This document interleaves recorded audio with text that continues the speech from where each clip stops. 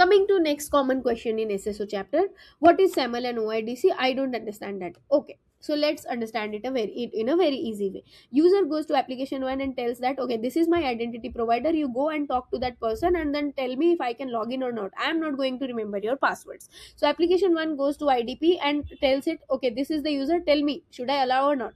Now IDP can be responding in two ways. One is XML, one is JSON. So if IDP is configured in SAML protocol, IDP will reply in XML, and that XML assertion basically not SAML, I mean that will be in XML format, SAML assertion. So IDP will reply in XML format. The application one server will parse that XML format and see that what is the user name, what is the user gender, what is profile picture, or whatever information is coming from IDP. And from that information, application one server will identify if this user is legit or not, and then allow or disallow the user.